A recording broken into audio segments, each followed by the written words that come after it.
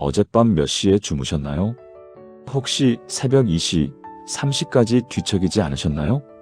내일 일, 자녀 걱정, 건강 염려, 경제 문제. 머릿속이 복잡해서 잠이 오지 않는 밤이 있지요. 오늘 아침 6시 30분 알람을 끄고 이불 속에서 한숨을 쉬었습니다. 또 하루가 시작되는구나. 피곤한 몸을 일으켜 세우며 거울을 봅니다. 지친 얼굴이 보입니다. 이렇게 살아도 되는 걸까? 여러분도 그런 아침을 맞이한 적 있으시죠? 저도 그랬습니다. 목사라고 다를까요? 솔직히 고백하겠습니다. 작년 이맘때 저도 불안과 염려로 잠을 이루지 못한 적이 있었습니다. 교회 일로 마음이 무거웠던 시절이었습니다. 새벽 기도를 인도하면서도 정작 제 마음은 평안하지 않았습니다. 강단에 서서 염려하지 마십시오라고 설교하면서도 강단 뒤에서는 온갖 걱정으로 가득했습니다. 부끄러운 고백입니다. 그런데 바로 그때 한 성도님이 제게 다가오셨습니다. 대구에 사시는 70세 박순자 권사님이었습니다. 평소에도 기도의 사람으로 알려진 분이셨습니다. 목사님, 요즘 많이 힘드시죠? 권사님이 조용히 말씀하셨습니다. 제 표정을 보셨나 봅니다. 제가 목사님께 권해드리고 싶은 게 있어요. 7일만 해보세요. 권사님은 자신의 이야기를 들려주셨습니다. 3개월 전 권사님도 심한 불면증으로 고생하셨다고 합니다. 남편의 건강 문제, 자녀들의 경제적 어려움, 본인의 관절염까지 매일 밤 걱정으로 새벽 4시까지 잠을 못 이루셨답니다. 그런데 어느 날 한 목사님의 유튜브 영상을 보셨다고 합니다. 빌립보서 4장을 자면서 듣는 것이었습니다. 처음엔 반신반의했어요. 말씀을 들으며 자는 게 무슨 소용이 있을까 했죠. 권사님이 말씀하셨습니다. 그런데 목사님, 놀라운 일이 일어났어요. 7일 만에요. 권사님의 눈에서 눈물이 흘렀습니다. 첫째 날은 그냥 들었어요. 아무 느낌도 없었어요. 둘째 날도 마찬가지였고요. 그런데 셋째 날 새벽 꿈에서 항상 기뻐하라는 음성이 들렸어요.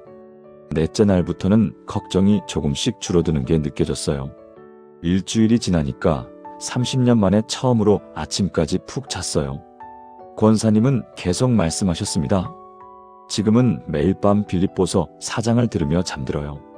이제는 염려가 생기면 자동으로 아무것도 염려하지 말라는 말씀이 떠올라요. 저는 그날 밤부터 시작했습니다. 빌립보서 4장을 틀어놓고 잠자리에 들었습니다. 정말 권사님 말씀대로였습니다. 처음 이틀은 아무 변화가 없었습니다. 셋째 날 뭔가 다른 느낌이 들기 시작했습니다. 일주일 후 제 마음에 평안이 찾아왔습니다.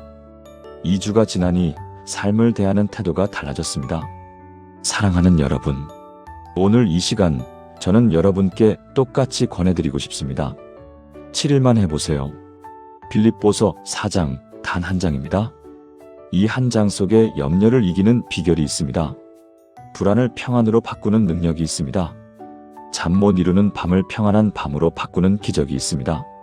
지금부터 빌립보서 4장 속 7가지 기적의 말씀을 나누겠습니다. 이 7가지가 여러분의 7일을 바꿀 것입니다. 7일이 여러분의 인생을 바꿀 것입니다. 준비되셨습니까? 여러분, 요즘 기쁨이 있으십니까? 아침에 일어나서 오늘도 살아있어서 기쁘다는 생각을 해보신 적이 언제였나요? 많은 분들이 기쁨을 잃어버린 채 살아갑니다.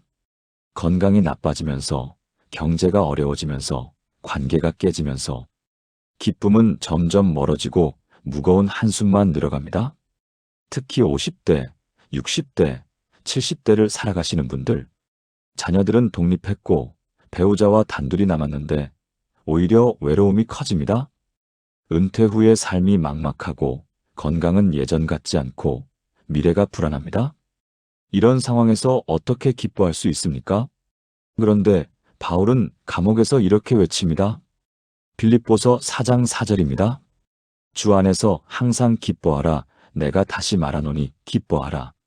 여러분, 이 말씀의 배경을 아십니까? 바울이 이 편지를 쓸 때 그는 로마 감옥에 갇혀 있었습니다. 손과 발에는 쇠사슬이 채워져 있었고 언제 처형당할지 모르는 상황이었습니다. 자유도 없고 미래도 불확실하고 생명도 위태로웠습니다. 그런데 그 감옥에서 항상 기뻐하라고 외칩니다. 한 번도 아니고 다시 말하노니 기뻐하라고 강조합니다. 이것이 무엇을 의미합니까? 기쁨은 상황에 달려있지 않다는 것입니다. 기쁨은 환경이 아니라 주님 안에 있다는 것입니다. 세상은 이렇게 말합니다. 상황이 좋아지면 기쁠 것이다. 건강하면 기쁠 것이다. 돈이 많으면 기쁠 것이다. 그런데 하나님은 정반대로 말씀하십니다. 주 안에서 항상 기뻐하라. 상황과 상관없이 환경과 무관하게 주님 안에 있다면 항상 기쁠 수 있다는 것입니다. 제가 아는 한 집사님 이야기를 나누겠습니다. 부산에 사시는 65세 김영애 집사님입니다. 2년 전 집사님은 유방암 진단을 받으셨습니다. 의사는 3기라고 했습니다. 항암 치료를 시작해야 했습니다. 남편은 5년 전에 이미 세상을 떠나셨고 자녀들은 모두 외국에 있었습니다. 혼자 병원을 오가며 치료를 받아야 했습니다. 처음 2달은 정말 힘들었다고 합니다. 항암 부작용으로 머리카락이 다 빠졌고 구토가 심했고 온몸이 아팠습니다. 거울을 볼 때마다 눈물이 났습니다. 왜 하필 나에게 이런 일이? 원망과 절망이 밀려왔습니다. 그런데 어느 날 병원 침대에서 빌립보서 4장을 읽게 되었습니다. 주 안에서 항상 기뻐하라. 이 말씀이 눈에 들어왔습니다. 암 환자인 내가 어떻게 기뻐해? 처음엔 화가 났습니다. 하지만 계속 읽었습니다. 내가 다시 말하노니 기뻐하라. 하나님이 정말 2번이나 강조하셨구나. 집사님은 결단했습니다. 그래, 기뻐하자. 주 안에서 기뻐하자. 매일 아침 병실에서 이 말씀을 고백하기 시작했습니다. 주 안에서 항상 기뻐합니다. 처음에는 입으로만 했습니다. 마음이 따라오지 않았습니다. 그런데 3일째 되던 날 뭔가 달라지기 시작했습니다. 거울을 봐도 예전처럼 절망적이지 않았습니다. 머리카락은 빠졌지만 생명은 아직 있구나. 일주일이 지나자 간호사들이 물었습니다. 집사님, 요즘 표정이 많이 밝아지셨어요. 무슨 좋은 일 있으세요? 집사님은 웃으며 대답했습니다. 네, 주 안에 있는 게 좋은 일이에요. 1달이 지나고 2달이 지나고 3달이 지났습니다. 항암 치료는 여전히 힘들었지만 마음은 점점 평안해졌습니다. 오히려 같은 병실 환자들을 위로하게 되었습니다. 저도 처음엔 절망했어요. 그런데 하나님 안에서 기쁨을 찾았어요. 6개월 후 검사 결과가 나왔습니다. 암세포가 많이 줄어들었습니다. 의사가 놀라워했습니다. 환자분, 마음이 정말 중요해요. 긍정적인 마음이 치료에 큰 도움이 됩니다. 집사님은 지금 완치 판정을 받고 건강하게 지내고 계십니다. 여전히 매일 아침 주 안에서 항상 기뻐하라를 고백하신다고 합니다. 사랑하는 여러분, 지금 여러분의 상황이 어떻습니까? 건강 문제로 고민하고 계십니까? 경제적 어려움으로 힘드십니까? 관계의 상처로 아파하고 계십니까? 그 모든 상황 속에서도 주 안에서 기뻐할 수 있습니다. 기쁨은 선택입니다. 환경을 선택할 수는 없지만 기쁨을 선택할 수는 있습니다. 오늘부터 매일 아침 이 말씀을 고백해 보세요. 주 안에서 항상 기뻐합니다. 처음엔 마음이 따라오지 않을 수 있습니다. 그래도 계속 고백하세요. 3일, 7일, 1달이 지나면 여러분의 마음이 달라질 것입니다. 상황은 변하지 않아도 여러분의 마음은 변할 것입니다. 그것이 바로 주 안에 있는 자가 누리는 특권입니다. 사랑하는 여러분, 지금 저와 함께 이렇게 기도해 보시겠습니까? 하나님 아버지, 오늘 주 안에서 항상 기뻐하라는 말씀을 주셔서 감사합니다. 저는 고백합니다. 지금 제 상황이 어렵고 힘들지라도 주님 안에서 기뻐합니다. 환경이 아니라 주님을 바라보며 기쁨을 선택합니다. 오늘부터 매일 아침 이 기쁨을 고백하게 하시고 제 마음을 주님의 기쁨으로 채워주소서. 예수님의 이름으로 기도합니다. 아멘. 이 기쁨을 선택하는 여러분이 되시길 축복합니다. 여러분, 요즘 누군가와 다투신 적 있으신가요? 배우자와, 자녀와, 며느리나 사위와, 혹은 교회 성도들과. 살다 보면 관계가 어려워질 때가 있습니다. 특히 나이가 들수록 고집이 생기고 자기 방식을 고수하게 되고 다른 사람의 다름을 받아들이기 힘들어집니다. 내가 살아온 세월이 있는데 왜 내 말을 안 들어? 나이 든 사람 말이 다 옳은 거야. 이런 생각으로 자녀들과 갈등이 생기기도 합니다. 며느리나 사위가 마음에 안 들어서 속상해 하시는 분들도 많습니다. 교회에서도 마찬가지입니다. 오래 다닌 교인과 새로 온 교인 사이에 갈등이 생기기도 하고 봉사 방식을 놓고 다투기도 합니다. 이런 관계에 어려움이 쌓이면 마음이 무거워집니다. 밤에 잠을 자려고 누우면 그 사람 생각이 나서 잠이 안 옵니다. 왜 저 사람은 저렇게 할까? 내가 뭘 잘못했길래 나한테 그러는 거야? 관계의 상처가 염려가 되고 염려가 불면이 됩니다. 그런데 바울은 이렇게 말합니다.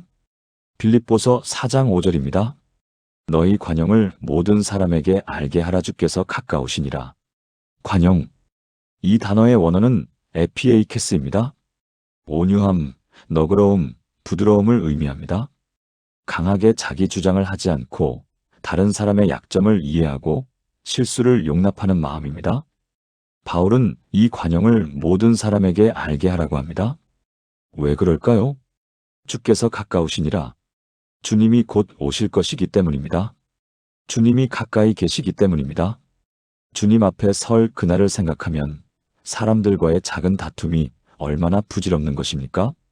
영혼의 관점에서 보면 누가 옳고 그른지가 무슨 의미가 있습니까? 관계가 회복되는 것이 더 중요합니다. 서울에 사시는 68세 최명숙 권사님 이야기를 나누겠습니다. 권사님은 30년 넘게 한 교회를 다니셨습니다. 오랜 세월 교회를 섬기며 구역장도 하시고 권사로도 임직하셨습니다. 그런데 2년 전 새로 부임한 목사님과 갈등이 생겼습니다. 목사님이 예배 방식을 바꾸시려고 했습니다.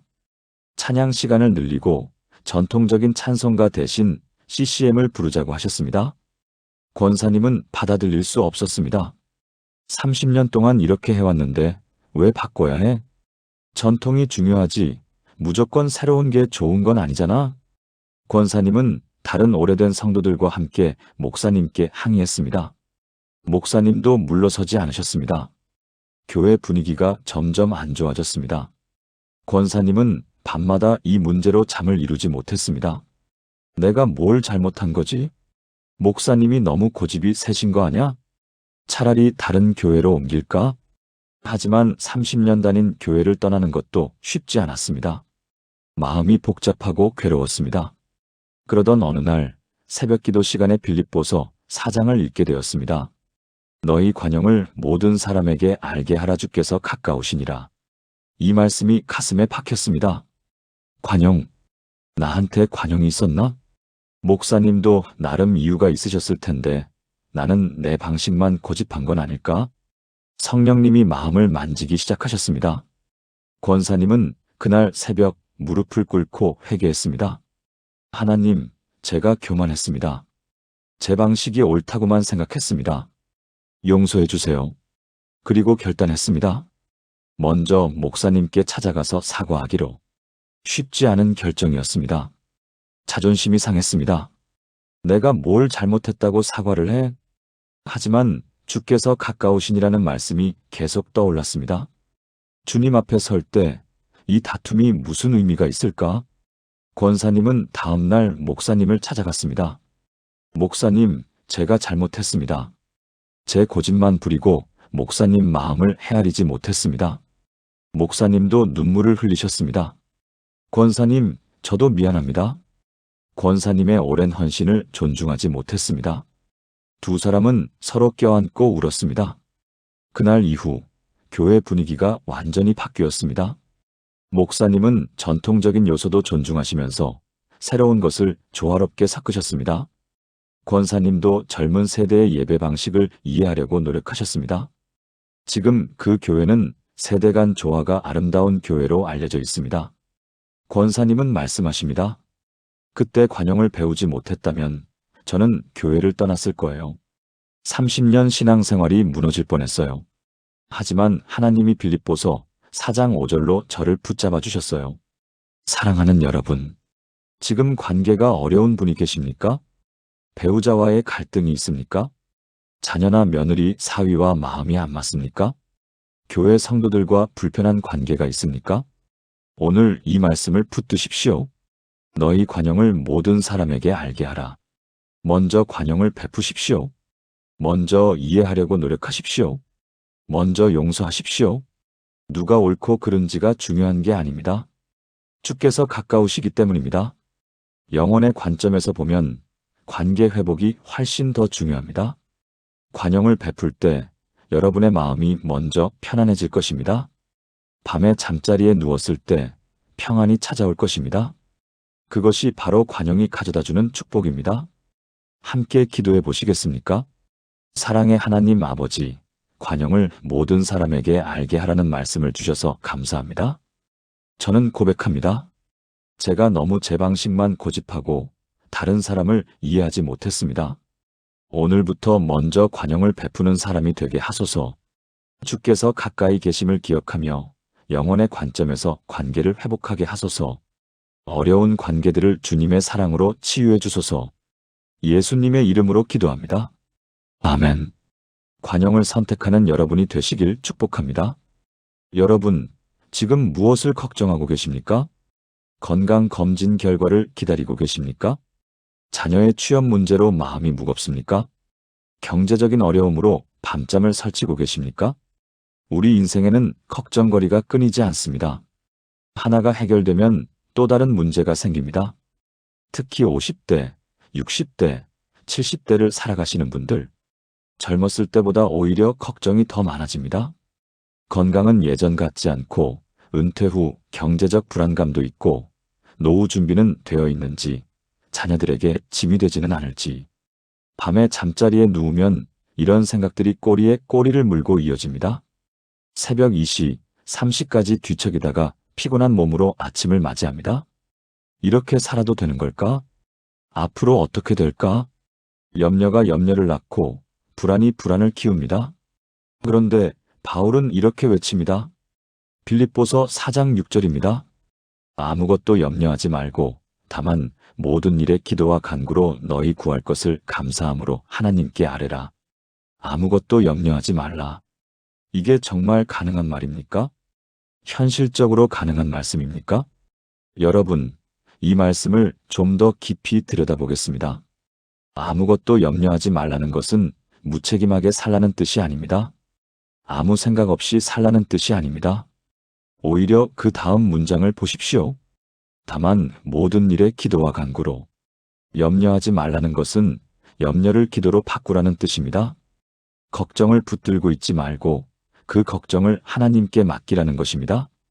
그것도 감사함으로 아뢰라고 합니다. 감사가 핵심입니다. 감사는 하나님을 신뢰한다는 고백입니다. 하나님이 이미 답을 가지고 계신다는 믿음의 표현입니다. 인천에 사시는 72세 이순옥 권사님의 이야기를 나누겠습니다. 권사님은 평생 건강하게 사셨습니다. 큰 병치레 한 번 없이 지내셨습니다. 그런데 작년 여름 갑자기 숨이 차기 시작했습니다. 조금만 걸어도 숨이 가빠지고 계단을 오르기도 힘들었습니다. 병원에 가서 검사를 받았습니다. 의사가 심각한 표정으로 말했습니다. 심장 판막에 문제가 있습니다. 수술이 필요합니다. 권사님은 충격을 받았습니다. 72세의 나이에 심장 수술이라니. 수술 성공률은 80%라고 했습니다. 20%의 위험성이 있다는 뜻입니다. 게다가 수술 비용도 만만치 않았습니다. 보험이 있지만 자부담금만 해도 800만 원이 넘었습니다. 남편은 이미 5년 전에 세상을 떠나셨고 자녀들도 각자 생활하기 바빴습니다. 권사님은 밤마다 걱정으로 잠을 이루지 못했습니다. 수술이 실패하면 어쩌지? 돈은 어디서 마련하지? 자녀들에게 부담을 주고 싶지 않은데 혼자 병원에서 죽는 건 아닐까? 온갖 두려운 생각들이 머릿속을 가득 채웠습니다. 식욕도 없어지고 체중이 5kg이나 빠졌습니다. 그러던 어느 날 새벽에 잠에서 깼습니다. 또 걱정 때문이었습니다. 이불 속에서 스마트폰을 켜고 유튜브를 열었습니다. 그때 한 영상이 눈에 들어왔습니다. 빌립보서 4장 마이너스 염려 대신 기도. 클릭해서 들었습니다. 아무것도 염려하지 말고 다만 모든 일에 기도와 간구로 너희 구할 것을 감사함으로 하나님께 아뢰라. 이 말씀이 마음에 박혔습니다. 맞아. 나는 지금 염려만 하고 있지 기도는 안 하고 있었네. 권사님은 그 자리에서 무릎을 꿇었습니다. 하나님, 제가 잘못했습니다. 걱정만 하고 주님을 의지하지 않았습니다. 그리고 기도하기 시작했습니다. 하지만 감사 기도가 나오지 않았습니다. 어떻게 이런 상황에서 감사할 수 있습니까? 그런데 성령님이 마음을 만지셨습니다. 72년 동안 건강하게 살게 해주신 것, 지금까지 큰 병 없이 지낸 것, 자녀들이 건강한 것, 이렇게 기도할 수 있는 것, 감사할 것들이 하나씩 보이기 시작했습니다. 권사님은 울면서 감사 기도를 드렸습니다. 하나님, 72년 동안 건강하게 지낸 것 감사합니다. 지금 수술을 받을 수 있는 병원이 있고 의사가 있는 것 감사합니다. 자녀들이 살아있어서 감사합니다. 기도를 마치니 마음이 평안해졌습니다. 그날 이후 권사님은 매일 이 말씀을 붙들고 기도했습니다. 염려가 올라올 때마다 즉시 기도로 바꿨습니다. 수술 결과가 걱정돼 하나님, 수술을 주관해 주세요. 감사합니다. 돈이 걱정돼 하나님, 필요를 채워주세요. 감사합니다. 혼자인 게 두려워 하나님이 함께 하시니 감사합니다. 신기하게도 감사 기도를 할 때마다 평안이 찾아왔습니다. 수술 날짜가 잡혔습니다. 한 달 후였습니다. 그 한 달 동안 권사님은 염려 대신 기도로 채웠습니다. 그리고 놀라운 일이 일어났습니다. 교회 성도들이 자발적으로 헌금을 모아주셨습니다. 600만 원이 모였습니다. 자녀들도 힘을 합쳐 나머지 비용을 마련해 주었습니다. 엄마, 걱정하지 마세요. 우리가 있잖아요. 수술 당일 권사님은 평안한 마음으로 수술실에 들어갔습니다. 5시간의 수술이었습니다. 수술은 성공적으로 끝났습니다. 의사가 말했습니다. 환자분, 마음이 정말 평안하셨나 봐요. 수술이 예상보다 훨씬 잘 됐습니다. 회복도 빨랐습니다. 보통 2주 입원하는데 권사님은 10일 만에 퇴원했습니다. 지금 권사님은 완전히 회복되어 건강하게 지내고 계십니다. 여전히 매일 새벽 빌립보서 4장 6절을 고백하신다고 합니다. 아무것도 염려하지 말고 감사함으로 기도합니다.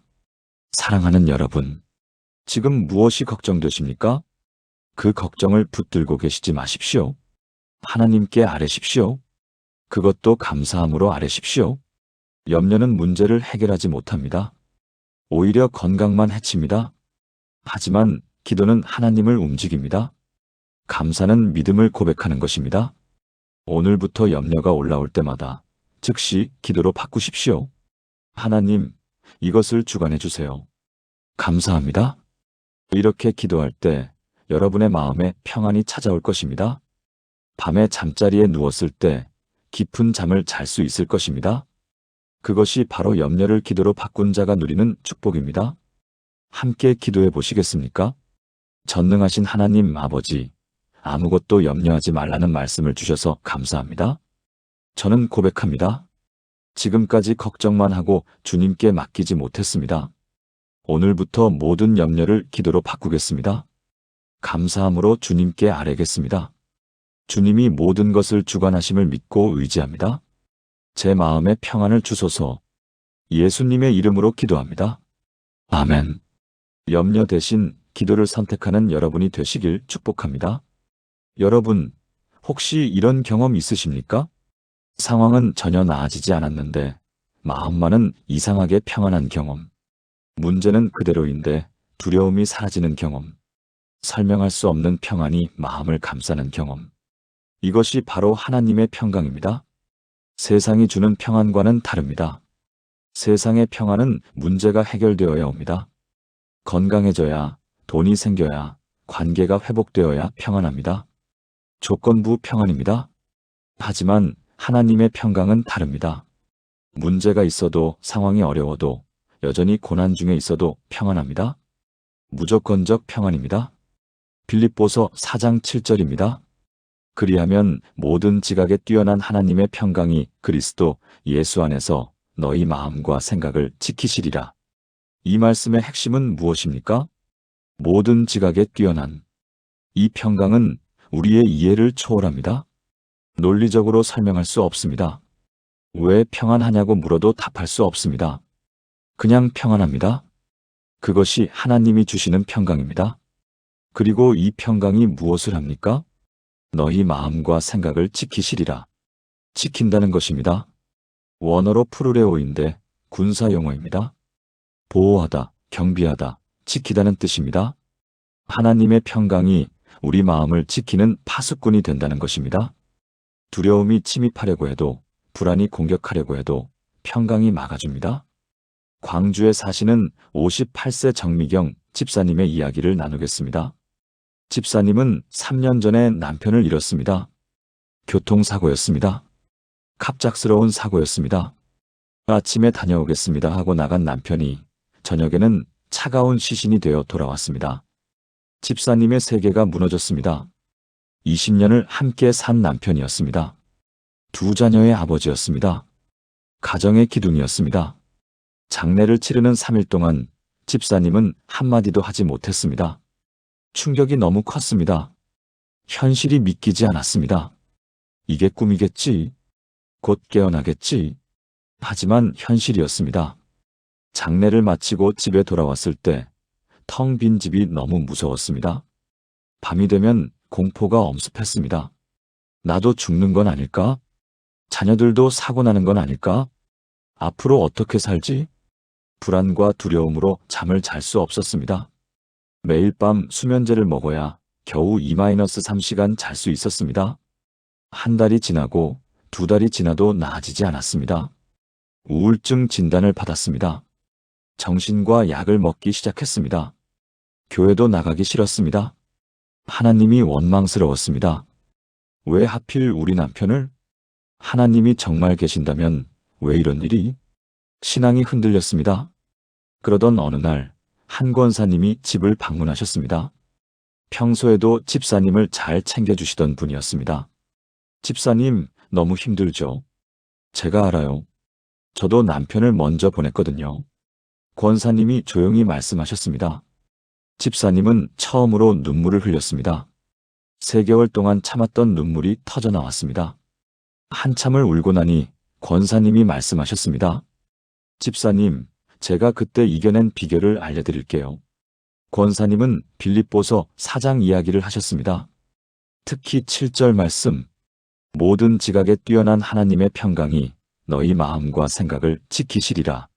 집사님, 이 평강을 경험해 보세요.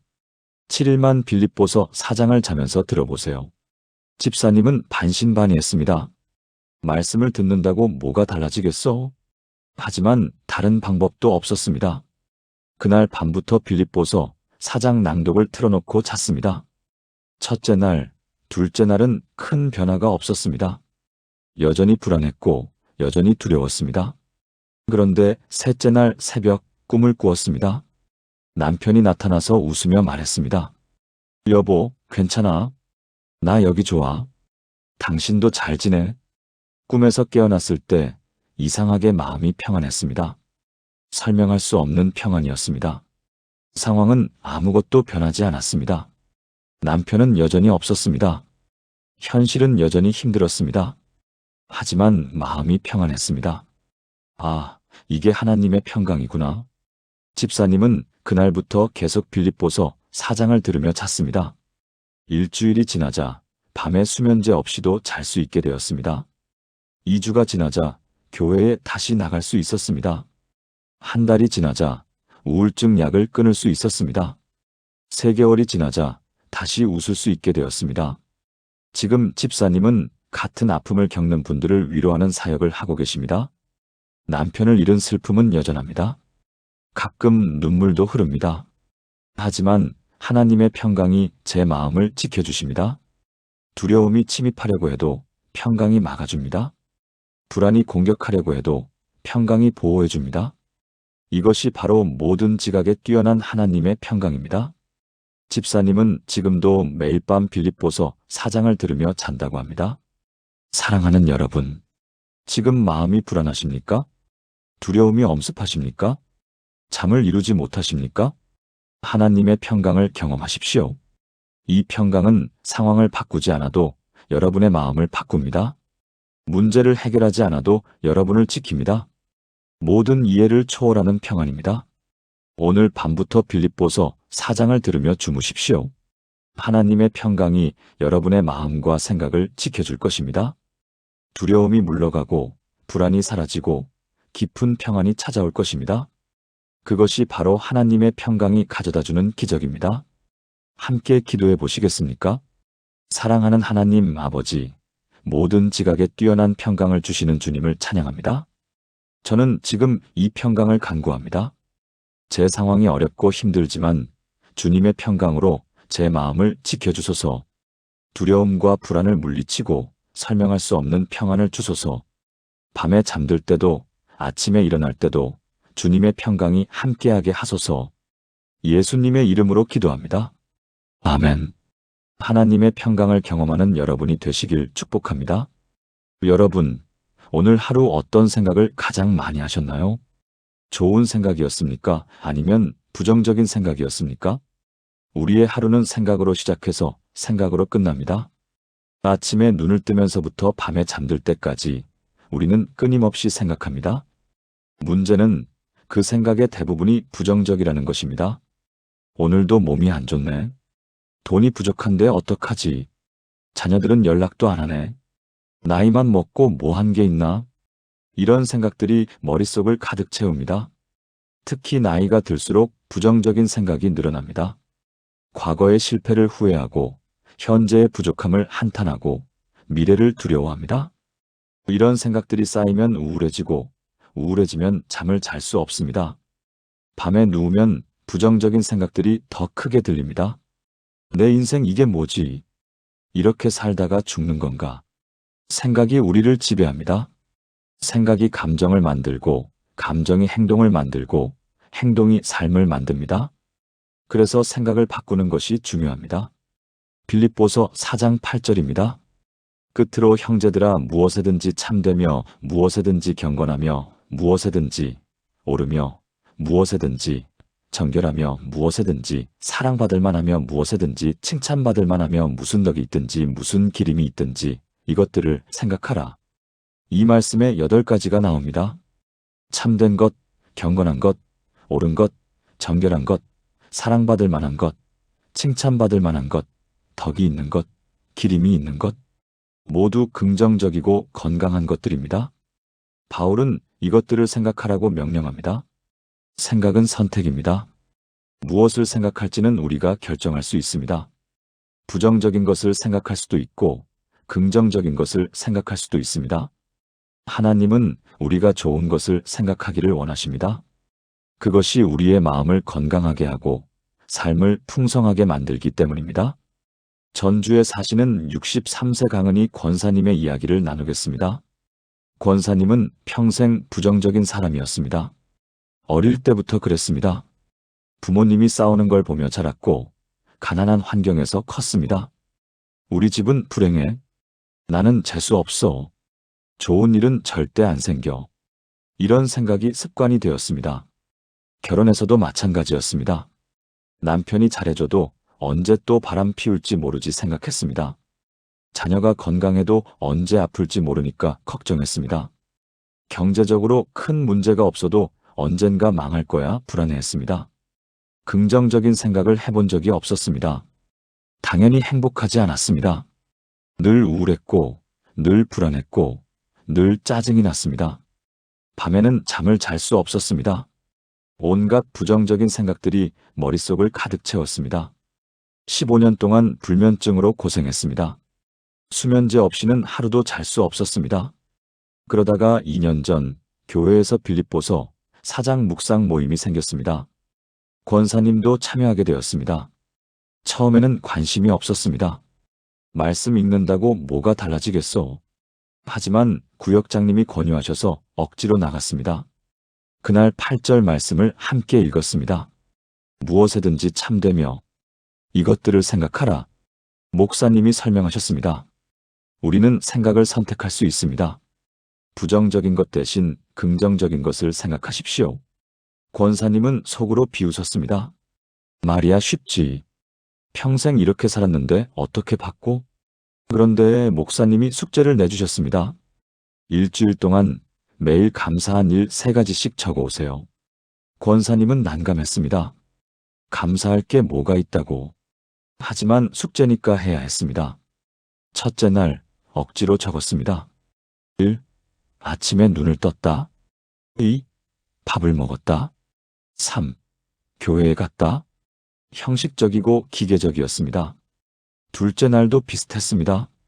그런데 셋째 날 조금 달라졌습니다. 아침에 일어나서 창문을 열었는데 날씨가 너무 좋았습니다. 오늘 날씨 참 좋네. 이런 생각이 들었습니다.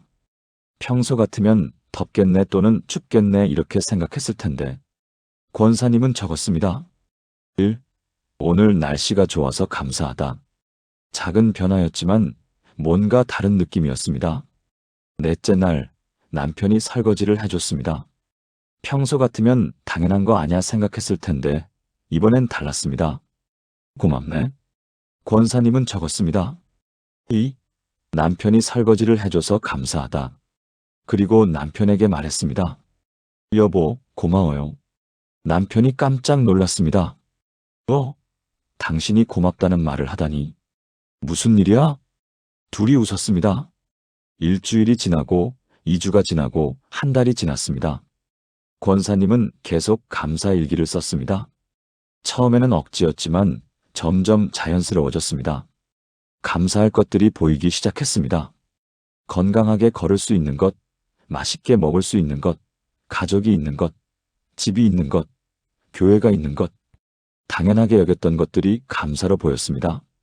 3개월이 지나자 권사님의 말투가 바뀌었습니다. 안 돼, 한번 해보자. 힘들어 그래도 괜찮아. 불안해, 하나님이 지켜주실 거야. 6개월이 지나자 표정이 밝아졌습니다. 1년이 지나자 불면증이 사라졌습니다. 수면제 없이도 잘 수 있게 되었습니다. 긍정적인 생각이 마음을 평안하게 만들었고 평안한 마음이 깊은 잠을 가져왔습니다. 지금 권사님은 교회에서 가장 긍정적인 사람으로 알려져 있습니다. 늘 웃고 늘 감사하고 늘 격려합니다. 63년을 부정적으로 살았는데 빌립보서 4장 8절이 저를 바꿨어요. 생각을 바꾸니까 삶이 바뀌었어요. 이제는 매일 밤 감사 일기를 쓰고 잡니다. 그러면 좋은 생각으로 잠들 수 있어요. 사랑하는 여러분, 오늘 하루 어떤 생각을 하셨습니까? 부정적인 생각이 많았습니까? 오늘부터 생각을 바꾸십시오. 참된 것, 경건한 것, 옳은 것, 정결한 것을 생각하십시오. 사랑받을 만한 것, 칭찬받을 만한 것, 덕이 있는 것, 기림이 있는 것을 생각하십시오. 특히 밤에 잠들기 전 오늘 감사한 일 3가지를 생각해 보십시오. 그리고 적어 보십시오. 처음에는 어색하고 억지스러울 수 있습니다. 하지만 계속하십시오. 7일이 지나면 조금씩 변화가 느껴질 것입니다. 한 달이 지나면 생각이 바뀔 것입니다. 3개월이 지나면 삶이 바뀔 것입니다. 생각을 바꾸는 것이 삶을 바꾸는 첫걸음입니다. 함께 기도해 보시겠습니까? 거룩하신 하나님 아버지, 참되고 경건하고 옳은 것을 생각하라는 말씀을 주셔서 감사합니다. 저는 고백합니다. 지금까지 부정적인 생각으로 살았습니다. 오늘부터 제 생각을 바꾸겠습니다. 좋은 것, 아름다운 것, 감사한 것을 생각하게 하소서. 특히 밤에 잠들기 전 감사한 일들을 떠올리며 평안히 잠들게 하소서. 예수님의 이름으로 기도합니다. 아멘. 생각을 바꾸는 여러분이 되시길 축복합니다. 여러분, 지금 가진 것에 만족하십니까? 아니면 더 많은 것을 원하십니까? 우리는 늘 부족함을 느낍니다. 돈이 더 있었으면, 건강이 더 좋았으면, 자녀가 더 잘 됐으면, 집이 더 컸으면 끝이 없습니다. 가져도 만족하지 못합니다. 이것이 현대인의 병입니다. 특히 50대, 60대, 70대를 살아가시는 분들, 평생 일하며 모았지만 여전히 부족하다고 느낍니다. 노후 자금이 충분한지, 자녀들에게 물려줄 게 있는지, 병원비는 감당할 수 있는지, 비교하기 시작하면 끝이 없습니다. 옆집은 더 크고, 옆 사람은 더 부자이고, 다른 집 자녀는 더 잘 되고, 비교는 불만을 낳고, 불만은 불행을 만듭니다. 밤에 잠자리에 누우면 이런 생각들이 몰려옵니다. 내 인생 이게 뭐지? 더 벌었어야 했는데, 더 준비했어야 했는데, 후회와 불만으로 잠을 이룰 수 없습니다. 그런데 바울은 감옥에서 이렇게 고백합니다. 빌립보서 4장 11절부터 13절입니다. 내가 궁핍함으로 말하는 것이 아니니라. 어떠한 형편에든지 나는 자족하기를 배웠노라. 나는 비천에 처할 줄도 알고 풍부에 처할 줄도 알아. 모든 일 곧 배부름과 배고픔과 풍부와 궁핍에도 처할 줄 아는 일체의 비결을 배웠노라. 내게 능력 주시는 자 안에서 내가 모든 것을 할 수 있느니라. 자족. 이것은 단순히 만족하는 것이 아닙니다. 배웠노라고 했습니다. 자족은 저절로 오는 것이 아닙니다. 배워야 합니다. 훈련해야 합니다. 바울은 비천에 처할 줄도 알고 풍부에 처할 줄도 안다고 합니다. 가난할 때도 행복하고 부유할 때도 행복합니다. 환경에 좌우되지 않습니다. 왜 그럴까요? 내게 능력 주시는 자 안에서 그리스도 안에 있기 때문입니다. 그리스도가 주시는 능력으로 모든 것을 할 수 있기 때문입니다. 대전에 사시는 69세 박영순 권사님의 이야기를 나누겠습니다. 권사님은 평생 가난하게 사셨습니다. 남편이 일찍 병으로 쓰러지셔서 권사님 혼자 자녀 셋을 키웠습니다. 식당에서 설거지도 하고 청소도 하고 파출부 일도 했습니다. 하루 12시간씩 일했지만 생활은 항상 빠듯했습니다. 자녀들에게 좋은 옷도 사주지 못하고 맛있는 음식도 먹이지 못했습니다. 다른 집 아이들은 학원도 다니는데 우리 아이들은 학원은커녕 참고서도 제대로 못 샀습니다. 권사님은 늘 미안했고 늘 부끄러웠습니다. 특히 명절 때가 제일 힘들었습니다. 친척들이 모이면 다들 자녀 자랑을 했습니다. 우리 애는 유학 보냈어. 우리 애는 대기업 들어갔어. 권사님은 아무 말도 못했습니다. 우리 아이들은 대학도 제대로 못 갔습니다.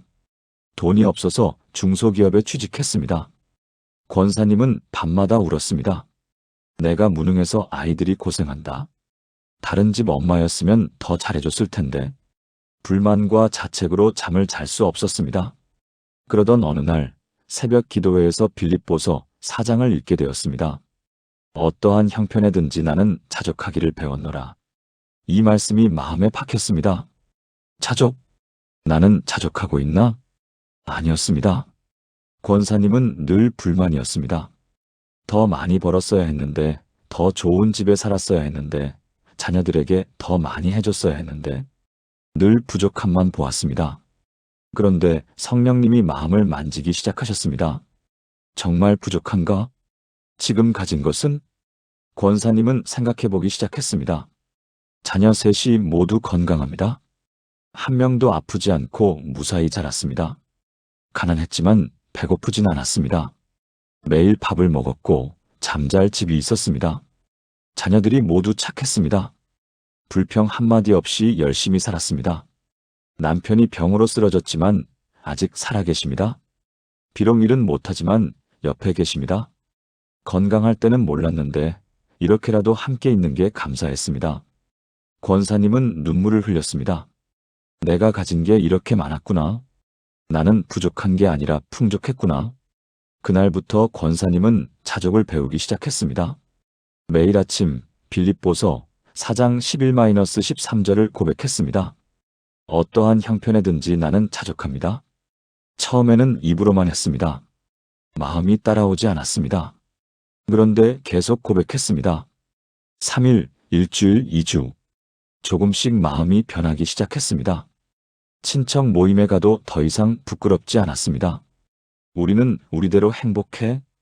다른 집과 비교하지 않았습니다. 명절 음식이 부족해도 괜찮았습니다. 있는 것만 먹어도 충분해. 집이 좁아도 괜찮았습니다. 가족이 함께 있으면 돼. 한 달이 지나자 불평이 줄어들었습니다. 3개월이 지나자 감사가 늘어났습니다. 6개월이 지나자 밤에 평안히 잘 수 있게 되었습니다. 불만으로 가득했던 마음이 자족으로 채워졌고 자족이 평안을 가져왔습니다. 1년이 지난 후 놀라운 일이 일어났습니다. 첫째 아들이 회사에서 승진했습니다. 둘째 딸이 좋은 사람을 만나 결혼했습니다. 셋째 아들이 창업해서 성공했습니다. 권사님이 자족하기 시작하니 하나님이 풍성하게 채워주셨습니다. 지금 권사님은 경제적으로도 여유가 생겼습니다. 자녀들이 효도를 많이 합니다. 하지만 권사님은 말씀하십니다. 가난할 때도 행복했고 지금도 행복해요. 환경이 아니라 마음이 중요해요. 자족을 배우니까 모든 것이 감사해요. 사랑하는 여러분, 지금 가진 것에 만족하십니까? 아니면 늘 부족하다고 느끼십니까? 오늘부터 자족을 배우십시오. 지금 가진 것을 보십시오. 없는 것이 아니라 있는 것을, 부족한 것이 아니라 풍족한 것을, 건강, 가족, 집, 음식, 교회, 믿음. 이 모든 것이 하나님이 주신 선물입니다. 당연한 것이 아닙니다. 감사할 것들입니다. 자족을 배울 때 여러분의 마음이 평안해질 것입니다. 밤에 잠자리에 누웠을 때 만족으로 잠들 수 있을 것입니다. 그것이 바로 자족이 가져다주는 축복입니다. 함께 기도해 보시겠습니까? 풍성하신 하나님 아버지, 자족하기를 배우라는 말씀을 주셔서 감사합니다. 저는 고백합니다. 지금까지 늘 부족하다고 불평했습니다. 오늘부터 자족을 배우겠습니다. 지금 제게 주신 모든 것에 감사합니다. 건강, 가족, 집, 음식, 모든 것이 주님의 은혜입니다. 어떠한 형편에든지 자족하며 감사하는 삶을 살게 하소서. 예수님의 이름으로 기도합니다. 아멘. 자족을 배우는 여러분이 되시길 축복합니다. 여러분, 혼자 힘으로 모든 것을 해결하려고 애쓰고 계시지 않습니까? 내가 해야 해. 내가 버텨야 해. 내가 견뎌야 해. 이렇게 생각하며 혼자 짊어지고 가다가 결국 무너지는 경우가 많습니다. 우리의 힘은 한계가 있습니다. 나이가 들수록 더욱 그렇습니다. 몸도 약해지고 마음도 약해지고 의지도 약해집니다. 예전 같지 않네. 나도 이제 늙었구나. 더 이상 못하겠어. 이런 생각이 들 때가 있습니다. 특히 밤에 혼자 누워 있을 때 무력감이 밀려옵니다. 내가 뭘 할 수 있겠어. 이제 끝이야. 포기하고 싶어. 절망이 엄습합니다. 그런데 바울은 이렇게 선포합니다. 빌립보서 4장 13절입니다. 내게 능력 주시는 자 안에서 내가 모든 것을 할 수 있느니라. 이 말씀은 오해되기 쉽습니다. 무엇이든 할 수 있다는 뜻이 아닙니다. 내 능력으로 할 수 있다는 뜻도 아닙니다.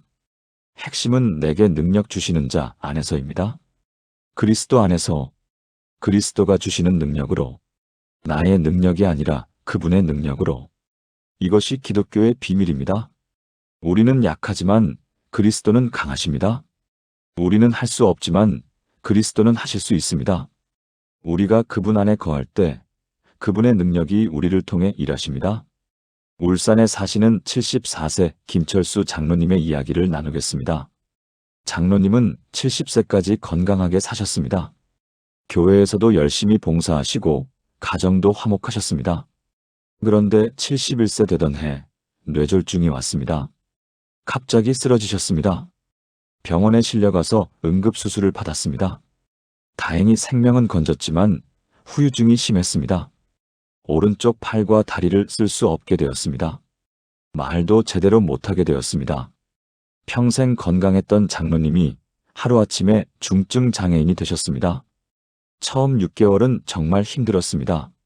화장실도 혼자 못 가고 밥도 혼자 못 먹고 옷도 혼자 못 입었습니다. 모든 것을 아내에게 의지해야 했습니다. 장로님은 너무 괴로웠습니다. 차라리 죽는 게 나았을 텐데 이렇게 살아서 뭐하나. 가족들에게 짐만 될 뿐이야. 우울증이 왔습니다. 하루 종일 천장만 바라보며 누워 계셨습니다. 교회 성도들이 문병을 와도 얼굴을 돌렸습니다.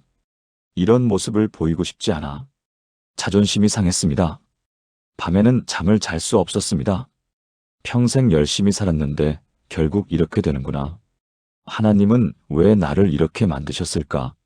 원망과 절망으로 매일을 보냈습니다. 그러던 어느 날 목사님이 방문하셨습니다. 장로님은 차마 얼굴을 들 수 없었습니다. 목사님은 조용히 앉아서 성경을 펼치셨습니다. 빌립보서 4장이었습니다. 목사님이 읽으셨습니다. 내게 능력 주시는 자 안에서 내가 모든 것을 할 수 있느니라. 장로님은 속으로 비웃었습니다. 모든 것을 할 수 있다고? 나는 아무것도 못하는데. 목사님이 말씀하셨습니다. 장로님, 이 말씀은 우리 능력으로 할 수 있다는 게 아닙니다. 그리스도가 주시는 능력으로 할 수 있다는 겁니다. 장로님은 지금 약하십니다. 맞습니다. 하지만 그리스도는 강하십니다. 장로님이 그분을 의지하실 때 그분의 능력이 일하십니다. 목사님은 기도하고 가셨습니다. 장로님은 그날 밤 많은 생각을 했습니다. 내 능력으로는 안 돼. 그건 맞아. 그런데 하나님의 능력으로는 혹시 가능할까? 다음 날부터 장로님은 재활 치료를 시작했습니다. 의사는 회의적이었습니다. 나이도 많으시고 손상이 심해서 많이 회복되기는 어렵습니다. 하지만 장로님은 포기하지 않았습니다. 매일 아침 빌립보서 4장 13절을 고백했습니다. 내게 능력 주시는 자 안에서 내가 모든 것을 할 수 있습니다. 그리고 기도했습니다. 하나님, 제 힘으로는 못합니다. 주님의 능력으로 하게 하소서. 재활 치료는 고통스러웠습니다. 조금만 움직여도 아팠고 땀이 비 오듯 흘렀습니다. 하지만 포기하지 않았습니다. 내게 능력 주시는 자 안에서 매일 이 말씀을 붙들고 버텼습니다. 한 달이 지나자 손가락이 조금 움직였습니다. 의사가 놀랐습니다. 어떻게 이렇게 빨리? 장로님은 웃으며 대답했습니다. 하나님의 능력입니다. 2달이 지나자 팔을 조금 들 수 있게 되었습니다. 3달이 지나자 다리에 힘이 생기기 시작했습니다. 6개월이 지나자 지팡이를 짚고 걸을 수 있게 되었습니다. 의사들이 기적이라고 했습니다. 통계적으로 불가능한 회복입니다. 1년이 지난 지금 장로님은 혼자 걸으실 수 있습니다. 오른손도 어느 정도 쓸 수 있게 되었습니다. 말도 거의 정상으로 돌아왔습니다. 100% 회복은 아니지만 일상생활이 가능합니다. 장로님은 지금 교회에 나가서 간증하십니다. 제 능력으로는 절대 불가능했습니다. 하지만 하나님의 능력으로 가능했습니다.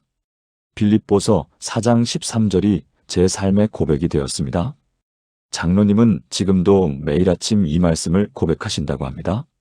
사랑하는 여러분, 지금 불가능해 보이는 일이 있습니까? 혼자 힘으로는 도저히 할 수 없는 일이 있습니까? 포기하고 싶은 순간이 있습니까? 오늘 이 말씀을 붙드십시오. 내게 능력 주시는 자 안에서 내가 모든 것을 할 수 있느니라. 여러분의 능력이 아니라 그리스도의 능력을 의지하십시오. 여러분의 힘이 아니라 하나님의 힘을 구하십시오. 여러분이 약할 때 하나님이 강하십니다. 여러분이 할 수 없을 때 하나님이 하실 수 있습니다. 그분을 의지하십시오. 그분께 맡기십시오. 그러면 불가능이 가능이 될 것입니다. 절망이 희망이 될 것입니다. 포기가 도전이 될 것입니다. 그것이 바로 그리스도 안에 있는 자가 누리는 특권입니다. 오늘 밤부터 이 말씀을 고백하며 주무십시오. 내게 능력 주시는 자 안에서 내가 모든 것을 할 수 있습니다. 이 고백이 여러분의 삶을 바꿀 것입니다. 함께 기도해 보시겠습니까? 전능하신 하나님 아버지, 능력 주시는 자 안에서 모든 것을 할 수 있다는 말씀을 주셔서 감사합니다. 저는 고백합니다. 제 능력으로는 할 수 없습니다. 하지만 주님의 능력으로는 모든 것이 가능합니다. 오늘부터 제 힘을 의지하지 않고 주님의 능력을 의지하겠습니다. 불가능한 일도 주님 안에서 가능케 하소서. 주님의 능력이 저를 통해 일하게 하소서. 예수님의 이름으로 기도합니다. 아멘. 그리스도의 능력을 경험하는 여러분이 되시길 축복합니다. 사랑하는 여러분, 지금까지 나눈 7가지 말씀을 하나의 기도로 드리겠습니다. 함께 기도하시겠습니까? 사랑하는 하나님 아버지, 오늘 이 시간 빌립보서 4장의 놀라운 약속들을 주셔서 감사합니다. 주 안에서 항상 기뻐하라 하시고 관용을 모든 사람에게 알게 하라 하시고 아무것도 염려하지 말고 기도하라 하시고 모든 지각에 뛰어난 평강으로 지켜주시고 참된 것을 생각하라 하시고 자족하기를 배우라 하시고 능력 주시는 자 안에서 모든 것을 할 수 있다 하신 주님을 찬양합니다. 저는 지금 이 7가지를 고백합니다. 저는 주 안에서 항상 기뻐합니다. 환경과 상관없이 상황과 무관하게 주님 안에 있기에 기뻐합니다.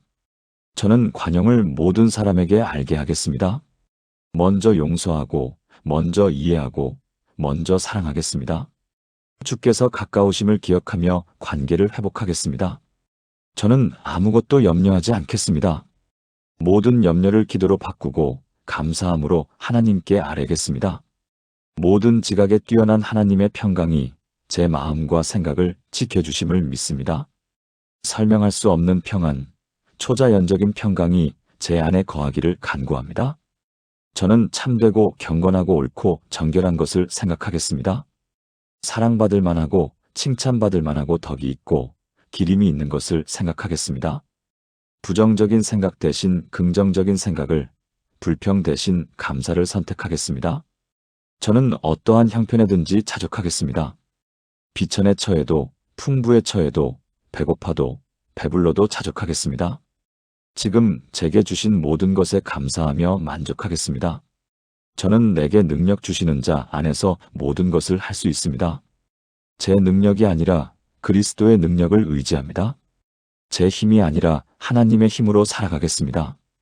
불가능이 가능이 되고 절망이 희망이 되고 약함이 강함이 되는 기적을 경험하게 하소서. 오늘부터 저와 제 가족이 매일 밤 이 말씀을 들으며 잠들게 하소서. 이 말씀이 우리 삶의 기초가 되고 우리 마음의 평안이 되고 우리 영혼의 기쁨이 되게 하소서. 7일 동안 이 말씀으로 저희를 변화시켜 주소서. 마음이 바뀌고 생각이 바뀌고 삶이 바뀌는 기적을 경험하게 하소서. 불면증이 사라지고 염려가 사라지고 두려움이 사라지게 하소서. 대신 기쁨이 넘치고 평안이 흐르고 감사가 가득하게 하소서. 이 모든 것이 빌립보서 4장에 담긴 주님의 약속임을 믿고 선포합니다. 살아계신 예수 그리스도의 이름으로 기도합니다. 아멘. 사랑하는 여러분, 지금까지 빌립보서 4장 속 7가지 기적의 말씀을 나누었습니다. 첫째, 주 안에서 항상 기뻐하라 마이너스 상황을 넘어서는 기쁨. 둘째, 관용을 알게 하라 마이너스 사람들과의 관계 회복. 셋째, 아무것도 염려하지 말라 마이너스 불안을 평안으로. 넷째, 하나님의 평강이 지키리라 마이너스 초자연적 평안. 다섯째, 참된 것을 생각하라 마이너스 생각의 전환. 여섯째, 자족하기를 배우라 마이너스 모든 형편의 만족. 일곱째, 내게 능력 주시는 자 안에서 마이너스 그리스도의 능력. 이 7가지가 단순한 지식으로 끝나지 않기를 바랍니다. 여러분의 삶에 실제로 적용되기를 바랍니다. 오늘 밤부터 7일 동안 빌립보서 4장을 들으며 주무십시오. 처음 이틀은 큰 변화가 없을 수 있습니다. 하지만 포기하지 마십시오. 셋째 날부터 뭔가 다른 느낌이 들기 시작할 것입니다. 일주일이 지나면 여러분의 마음이 달라져 있을 것입니다. 불안이 줄어들고 평안이 찾아오고 잠을 깊이 잘 수 있게 될 것입니다. 이것은 제 경험이고 박순자 권사님의 경험이고 수많은 성도들의 경험입니다. 여러분도 반드시 경험하게 될 것입니다. 하나님의 말씀은 살아있고 운동력이 있습니다. 이 말씀이 여러분의 마음에 들어가면 반드시 변화를 일으킵니다. 7일이 여러분의 인생을 바꿀 것입니다. 믿으십니까? 여러분도 이 기적을 경험하고 싶으시다면 좋아요를 눌러주시고 아래 댓글란에 7일 도전합니다라고 남겨주세요. 그리고 일주일 후 어떤 변화가 있었는지 다시 댓글로 나눠주세요. 여러분의 간증이 다른 분들에게 큰 힘이 될 것입니다. 이 말씀이 더 많은 분들에게 전해질 수 있도록 공유도 부탁드립니다. 여러분의 가족, 친구, 이웃 중에 불면증으로 고생하는 분이 있다면 이 영상을 꼭 나눠주세요. 하나님의 말씀이 그분들의 삶도 변화시킬 것입니다. 사랑하는 여러분, 오늘 밤 빌립보서 4장과 함께 평안히 주무시길 바랍니다. 하나님의 평강이 여러분의 마음과 생각을 지켜주시길 바랍니다. 7일 후 완전히 새로워진 여러분을 기대합니다. 주님의 은혜와 평강이 여러분과 여러분의 가정에 늘 함께 하시기를 축복합니다. 샬롬.